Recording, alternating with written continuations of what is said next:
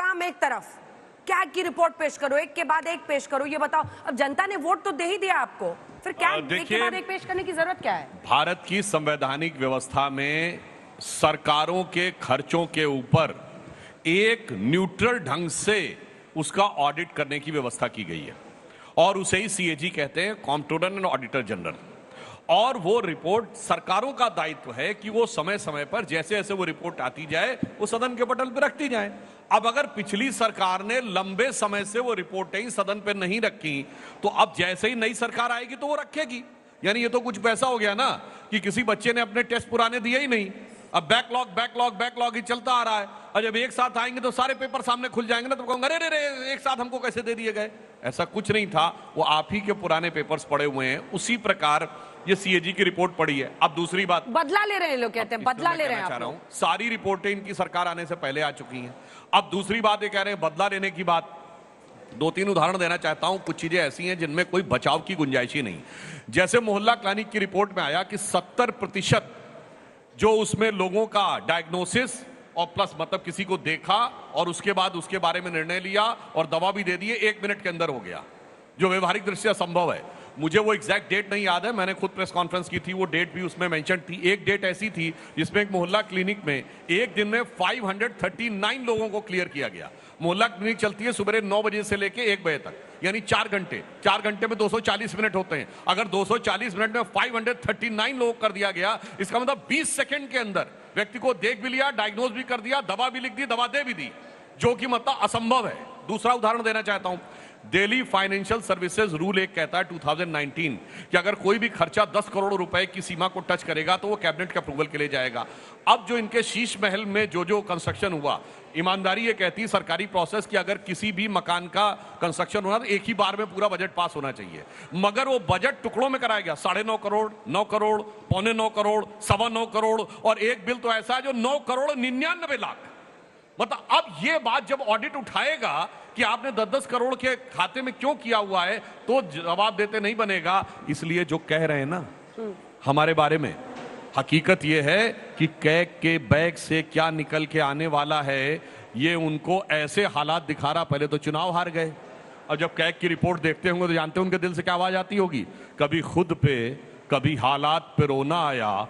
और जो कैग की रिपोर्ट निकली तो हर एक बात पे रोना आया, हर एक बात पर रोना आया। क्या डिफ्लेक्ट करने के लिए आप लोग कई मुद्दे उठा रहे हैं। अब देखिए ना, कैग रिपोर्ट सामने आई है तो जनता भी जाने कि केंद्र की तरफ से दिए हुए 200 करोड़ रुपए आपने कोविड के दौरान खर्च ही नहीं किए साहब। आपने कहा 32,000 बेड बनाएंगे, आपने 1357 बेड बनाए। मोहल्ला क्लिनिक पर अभी रिपोर्ट मंडे को आने वाली है, उसके बारे में जानकारी है। 21 मोहल्ला क्लिनिकों में शौचालय नहीं है, 15 क्लिनिक्स में बिजली बैकअप नहीं है, 6 क्लिनिक्स में डॉक्टर के लिए टेबल नहीं है, और आप मोहल्ला क्लिनिक पर अपनी पीठ थपथपाते रहे। तो सच सामने आ रहा है। ऋतुराज जी, हाँ देखिए, सीएजी रिपोर्ट एक जो है सो 2-3 दिन पहले इन्होंने टेबल किया और सबके सामने ये बात आ गई कि किस तरीके से सीएजी रिपोर्ट में 8 चैप्टर में से 7 चैप्टर ऐसा था जो पुराने एक्साइज पॉलिसी की बात कर रहा था। उसमें कहा गया कि 2000 करोड़ का डेफिसिट हुआ, मतलब 2000 करोड़ का फाइनेंशियल डेफिसिट जो कि राजस्व आ सकता था वो नहीं आया। हाँ। लेकिन ये नहीं आपने कभी भी कहा होगा कि पहले पॉलिसी से 4000 करोड़ मिल रहा था तो 6000 करोड़ मिला, यानी कि 2000 करोड़ एक्स्ट्रा मिला, और 2000 करोड़ कम मिला क्योंकि उसको ठीक से इंप्लीमेंट नहीं किया गया। क्योंकि दिल्ली के अंदर में एक्साइज पॉलिसी ठीक से इंप्लीमेंट इसलिए नहीं हुआ क्योंकि उसमें एलजी घुस चुके थे, सीबीआई घुस चुकी थी और ईडी घुस चुकी थी। उस पर जो है सो एफआईआर हो चुका था, जांच शुरू हो गए थे, और 35 में से केवल 20 टेंडर हो पाया। सेम एक्साइज पॉलिसी पंजाब में लागू करते हैं और वहां पर में 65% का राजस्व वृद्धि हो जाती है मात्र 3 सालों में। तो ये इस बात का प्रमाण है। दूसरी चीज मैं उसी पे आ रहा हूँ। इतना अच्छा था तो कैग रिपोर्ट दबा के क्यों बैठे थे? मैं आ तो रहा हूँ। अरे जब आपके हक में था, सामने रखते जनता के। देखिए एक चीज बताइए, डंके की चोट पे रखते। सीएजी देश भर में सभी सरकारों के अकाउंट्स का लेखा जोखा करती है। हाँ। सभी राज्यों का करती है, केंद्र का भी करती है। सभी राज्यों में देखिए, मध्य प्रदेश को लेकर के क्या कहा गया, 450 करोड़ का घोटाला हो गया। उसके बाद Ayushman Bharat, Bharatmala project, Dwarka express way, Gujarat petroleum corporation के अंदर में, उत्तराखंड, हर जगह उत्तराखंड में हर जगह के बारे में कहा गया। सीएजी का काम है लेखा जोखा करना। और सरकार का काम है जनता के लिए पॉलिसी बनाना। हमने वही पॉलिसी, अगर पॉलिसी में कमी होती तो हम पंजाब में क्यों लागू करते, और पंजाब में लागू करके 3 साल में 65% लगभग 5,000 करोड़ की राजस्व वृद्धि हो गई। तो इसका मतलब पॉलिसी तो ठीक है, लेकिन अगर आप इंप्लीमेंट होने देते 5,000 करोड़ और अगर सरकार कमा पाती तो शायद 200 यूनिट के बदले 400 यूनिट बिजली दे पाते और लोगों के लिए काम कर पाते। सरकार अगर ज्यादा पैसा कमाएगी तो लोगों के लिए ज्यादा काम करेगी। और दूसरी चीज जो ये बात करते हैं, जनता ने आपको चुना, 27 साल के बाद चुना, किस लिए चुना? आपने वादा किया महिलाओं को कि 2500 रुपया देंगे, 500 रुपया में सिलेंडर देंगे, कहा कि नहीं कहा? लेकिन जब से प्रधानमंत्री जी बोले 30 जनवरी को द्वारका की रैली में कि पहले ही कैबिनेट में 2500 रुपया पास होगा और 8 मार्च महिला दिवस पे सभी महिलाओं के अकाउंट में 2500 रुपया आ जाएगा, लेकिन क्योंकि दे नहीं पा रहे, नाच ना जाने, आंगन टेढ़ा कर पा नहीं रहे, तो अब जो है सो इधर उधर की बात करके मुद्दे को डाइवर्ट करना चाहते हैं। आप सीएजी रिपोर्ट रखिए, हम लोग चर्चा करने को तैयार हैं, दूध का दूध पानी का पानी देश के सामने हो जाएगा, लेकिन आप इन सब चीजों के पीछे रह करके आप इस चीज से बच नहीं पाएंगे। आपको 2500 रुपया महिला दिवस तक देना पड़ेगा। 2500 का है, 2500 देना है, नाच ना आवे आंगन टेढ़। थोड़ा सा जवाब दीजिए, उसके बाद से मैं जाऊंगी अभय जी के पास, जल्दी से। वैसे नाच तो ये नहीं रहे थे, मतलब जब सीएजी रिपोर्ट रखना आंगन में यानी विधानसभा में रखना आपका काम था, तो ना आप आंगन में आ रहे थे ना नाच रहे थे, और उसके बाद हमसे कह रहे हैं आंगन टेढ़ा, जबकि वो पूरा आंगन में तो भसट आपके थे भैया। वो कौन सा टेढ़ा था? गोल आंगन था, मगर वो भी आपके समझ में नहीं। आप 2500 रुपया को लेकर के प्रधानमंत्री जी ने वादा किया था कि नहीं किया था? बिल्कुल। और मैं इनकी, और क्या कहा था कि 8 तारीख को आएगा कि नहीं आएगा? 8 मार्च में कितना दिन रह गया? आज कितना तारीख है भाई बताइए? बिल्कुल इनकी बात 28 फरवरी, 28 फरवरी, मात्र 8 दिन बचे। 8 दिन बाद पैसे आएंगे कि नहीं आएंगे ये बता दो। बताइए, बताइए, सारी बात सुन लेंगे। देखिए, आज मैं ऋतुराज झा जी की इस बात से दिल्ली की जनता समझ रही है कि कितना इनके मन में भाव है कि मोदी जी ने कहा है तो पहली मीटिंग में नहीं दूसरी मीटिंग का भी इंतजार नहीं करना है। ये वो लोग हैं जो 3 साल से पंजाब में नहीं दिए हैं 1100 रुपए, मगर 15 लाख आएगा, 2 करोड़ नौजवानों को रोजगार मिलेगा, राजस्थान में बोले 500 में सिलेंडर मिलेगा, उड़ीसा में बोले 300 यूनिट बिजली मिलेगा। मोदी जी का बात बहुत बार फेल हो गया है, बहुत बार फेल हो गया है। आप बताइए कि 8 मार्च को पैसा आएगा कि नहीं आएगा, ये बताइए। अपने आपके इस एतबार का एहतराम करता हूं कि मोदी जी पे जितना विश्वास आम आदमी पार्टी को दिखाई पड़ रहा है, अगर ईमानदारी से सरकार में रहते हुए इतना विश्वास कर लिया होता तो ये दुर्गत नहीं होने पाती जो आज आपकी दिखाई पड़ रही है। इधर उधर की बात भी देना चाहता हूं। नहीं, इधर उधर की बात नहीं, फैक्ट ऐसे होते हैं। अब जैसे चलिए ठीक है, एक बात बताएं, ये बताइए, आपने दिल्ली में कहा था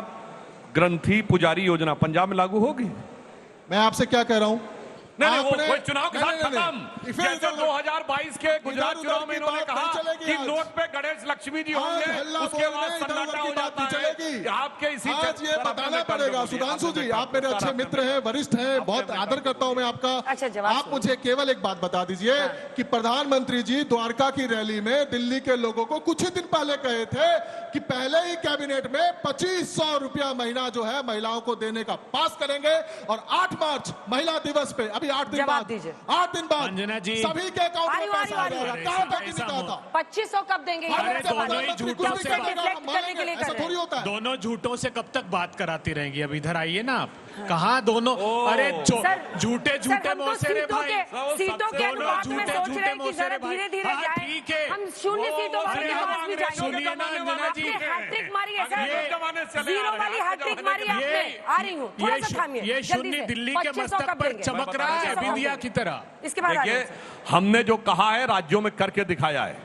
अगर हमारी अरुणोदय स्कीम असम में 5 साल से दे रहे हैं, मैं बताना चाहता हूं सिर्फ लाडली लक्ष्मी योजना तो हम उस जमाने से दे रहे हैं मध्य प्रदेश में जब कांग्रेस की सरकार थी। लाडली बहना योजना में अभी हमने 5 किस्तें दे चुके हैं, हमने महाराष्ट्र में दिया है, हमने करके दिखाया। मगर देखिए, इनके विश्वास को मैं बहुत हद तक स्वीकार करता हूं कि इनको यह विश्वास है कि मोदी जी के लिए दूसरी मीटिंग का भी इंतजार नहीं करना है, क्योंकि काम तो होने वाला है। अंजना जी, पंजाब में क्या नहीं पा रहे कि हम देंगे। अब देखिए अंजना जी, एक सेकंड, बहुत आसानी से, बहुत मोहल्ला क्लिनिक से मामला पलट दिया गया है। मोहल्ला क्लिनिक स्वास्थ्य से सबसे मामला पलट दिया गया है। एक सेकंड, अंजना जी, लाड़की बहना योजना बंद हो गया, चुनाव से पहले चालू किया, चुनाव के बाद बंद हो गया। हरियाणा में चालू ही नहीं किया, उसके बाद राजस्थान में कहे 500 में सिलेंडर देंगे, मैं बहनें इंतजार कर रही है, मिल नहीं रहा है। उड़ीसा में कहे 300 यूनिट बिजली देंगे, नहीं मिला। 2 करोड़ नौजवानों को नौकरी देंगे, नहीं मिला। लाख देंगे, नहीं मिला। महिलाओं को बोले 2500 रुपया। मुझे माइक हटाना पड़ेगा, लगातार भाषण थोड़ी देने आए। Please sir, please wait for your turn sir. बहुत हो गया सर, बहुत हो गया। अरे आपने तो रजिस्ट्री भी करा ली थी, महिलाओं के नाम रजिस्टर करा लिए थे, फिर भी जनता ने इन पर भरोसा किया, तो थोड़ा सा एक बार अपनी सबको बोलने तो दीजिएगा ना। अभय दुबे जी, मोहल्ला क्लिनिक, स्वास्थ्य, इससे मुद्दा बहुत आसानी से भटका दिया गया है, लेकिन आपकी तो किसी वादे पर जनता ने यकीन नहीं किया। आप क्या समझाइएगा दूसरों को? जिन्होंने दिल्ली की जनता के साथ विश्वासघात किया, हम लोगों ने सबक सिखा दिया और वापस वही है। ये सिर्फ मोहल्ला क्लिनिक का प्रश्न नहीं था। सबक क्या सिखाया आपने? कांग्रेस सबक नहीं, अब वो मान रहे हैं, अब वो बताने वाले हैं कि कई सीटों पर कांग्रेस को जितने वोट मिले वो विक्ट्री मार्जिन से ज्यादा है, मसलन केजरीवाल की सीट। क्यों दुबे जी? देखिए, भारतीय जनता पार्टी स्वाभाविक पसंद दिल्ली की नहीं है। भारतीय जनता पार्टी इस गलतफहमी में नहीं रहे कि वो दिल्ली की जनता ने उन्हें जिता दिया है। कांग्रेस पार्टी ने आम आदमी पार्टी को परास्त किया। क्यों किया? आकंठ भ्रष्टाचार में डूबी हुई आप पार्टी है। रूल 35 जो एक्साइज पॉलिसी है उस 2010 की, अभी बड़ी बड़ी बातें कर रहे थे, उसमें प्रोहिबिशन था कार्टेलाइजेशन का। एक डिस्टिलरी प्राइस जो शराब बनाने वाली फैक्ट्री है वो पहला प्रांत है जिसमें वो तय करती है। पंजाब में अलग, गुजरात में अलग, महाराष्ट्र में अलग, दिल्ली में अलग, उसी को होलसेल का ठेका दे दिया। एक्सपर्ट ग्रुप ने कहा कि 2 से ज्यादा लाइसेंस मत देना, 54 लाइसेंस दिए। एंड टू एंड ट्रैकिंग को डाइल्यूट कर दिया। एक क्यूआर कोड होता था बोतल में कि कहां से पैदा हुई है और कहां तक जाएगी, इन्होंने उसको डाइल्यूट कर दिया। दूसरी बड़ी बात, इन्होंने लाइसेंस फीस पर एक्साइज ड्यूटी लगाई जबकि पर बोतल पर एक्साइज ड्यूटी लगानी थी। आकंठ भ्रष्टाचार में डूबे हैं। इंदिरा गांधी हॉस्पिटल 314 करोड़ रुपए का, 3 हॉस्पिटल, सिर्फ 3 हॉस्पिटल बनाए इन्होंने, हमने 48,000 बेड बनाए थे। इंदिरा गांधी हॉस्पिटल में 314 करोड़ का स्कैम, बुरारी हॉस्पिटल में 41.26 करोड़ रुपए का, एमए डेंटल हॉस्पिटल में 26.36 करोड़ रुपए का। ये केक की फाइंडिंग्स है। बड़ा केक पर कह रहे हैं केक तो सब राज्यों में आती, अरे आप ही ने तो केक पर हल्ला मचाया था। सवाल इस बात का है कि जो कहता था याद आया है अभय दुबे जी? नहीं, जो अरे आपकी तो सरकार गई थी उसी की वजह से, फिर भी आप लोगों ने इनसे दोस्ती कर ली और वो कह रहे हैं कि दुश्मन न करे दुश्मन न करे एक्स ने वो काम किया है। नहीं, आपकी रिलेशनशिप तो अब खत्म हो गई ना, एक्स हो गए ना आप लोग। इन्होंने दोस्ती निभाई क्या दिल्ली के लोगों से? बताइए। ब्रेकअप हुआ आपका विधानसभा चुनाव। दिल्ली के लोगों का सांस लेना दूभर कर दिया इन दोनों लोगों ने। सर्वोच्च अदालत ने दोनों को नोटिस दिया एयर क्वालिटी इंडेक्स के लिए। सॉलिड वेस्ट मैनेजमेंट रूल 16, 5 केंद्रीय मंत्रालय जिम्मेदार थे और दिल्ली की सरकार जिम्मेदार थी। क्या हुआ? एनजीटी ने दोनों को दंडित किया। 3600 मेट्रिक टन कचरा रोज प्रतिदिन दिल्ली को कूड़े के ढेर में बदल दिया। बात ही नहीं समझ रहे, अपने एक्स के बारे में कोई इतनी गंदगी से बोलेगा ना तो सब उसको समझेंगे कि ऐसे ही बोल रहा है। अंजना जी तो क्या बोलना, इसीलिए जनता ने भरोसा नहीं किया ना। अपने एक्स पर इतनी बेरहमी से कौन टूट पड़ता है? अरे अभी 6 महीने पहले आपका चल रहा था सिचुएशन। अरे एक्स ने दगा दिया ना अंजना जी। अरे ये जो एक्स है, ये भ्रष्टाचारियों के साथ गुलू करती हुई पकड़ी गई, तो क्या करेंगे हम बताइए? तो धोप देंगे ना, फिर तो धोप दिया हमने, कोई नहीं छोड़ने वाला। देखिए, ये एक आंदोलन के नाम पर छद्म वेश धारण किया था इन दस्युवृत्ति के लोगों ने। इस दिल्ली के साथ जो बदसलूकी आप पार्टी ने की और भारतीय जनता पार्टी ने की, अभी आपने सुना होगा अमित शाह साहब मीटिंग कर रहे हैं। किस पर मीटिंग कर रहे हैं? अपराध को लेकर दिल्ली सरकार के साथ बड़ी मीटिंग। पूरे हिंदुस्तान में दिल्ली प्रांत एक ऐसा प्रांत है, होम मिनिस्ट्री के पास लॉ एंड ऑर्डर है, आप पार्टी के पास नहीं था। भारतीय जनता पार्टी 10 साल से था। 1442 आईपीसी का क्राइम रेट। पूरे वर्ल्ड में कोई शहर ऐसा नहीं है, कोई प्रदेश ऐसा नहीं है जहां इतना अधिक अपराध हो। पूरे देश के राज्यों में जितनी चोरी होती है वो मिला लोगे तो दिल्ली में उससे अधिक चोरी होती है। दिल्ली को रक्त रंजित कर दिया, चप्पे को लहूलुहान कर दिया और अब मुखौटा लगा कर आ रहे हैं। वरिष्ठ पुलिस अधिकारियों के साथ और पूरे दिल्ली सरकार के साथ बैठक की, उस पर सवाल। देखिए इन्होंने क्या बोला, दिल्ली को लहूलुहान कर दिया। जब सरोजनी नगर के मार्केट में सीरियल बम ब्लास्ट हो रहे थे तो दिल्ली लहूलुहान नहीं हो रही थी। आज की बात बताइए, अक्षरधाम में नहीं हुए, ब्लास्ट हो रहे थे, आपकी सरकार नहीं हो रही थी। गुजरात में नहीं हुए, एक के बाद जब मोदी जी मुख्यमंत्री थे संसद पर नहीं हुआ, आतंकवादियों का हमला, क्या बात करते हैं? अरे साहब आप बताइए, आज जो दिल्ली में अपराध को लेकर 10 साल से एक मीटिंग की अमित शाह साहब ने, क्यों नहीं की? क्या चप्पे चप्पे पर अपराध घटित नहीं हो रहे? चुनौती देता हूं, दिल्ली का crime rate, crime against women हो, क्राइम अगेंस्ट चिल्ड्रन हो, आईपीसी के क्राइम हो, अब इसका जवाब मोलेस्टेशन सुन हो, लीजिए, सवाल के बाद जवाब भी तो सुनिएगा। बोलिए एक पॉइंट मैं कहना चाहूंगा, ये बात सही है। जब शीला दीक्षित जी मुख्यमंत्री थी उस समय गृह मंत्री के साथ बात हुई थी, उसके बाद की आम आदमी पार्टी की सरकार में हमेशा क्राइम को या कोई कानून व्यवस्था को कंट्रोल करने का कोई मानसिकता ही नहीं रही। अरे तो इसलिए देखिए, सदैव तो निष्पक्ष बात होनी चाहिए। सुधांशु जी, राज्य सरकार का क्या रोल है दुबे जी, बताइए? दुबे जी। बोलिए साहब, मैंने तो लॉ एंड ऑर्डर केंद्र सरकार का दायित्व है दिल्ली में, इसमें राज्य सरकार का कोई रोल नहीं। अब मैं बताना चाहता एक तो हूं इनका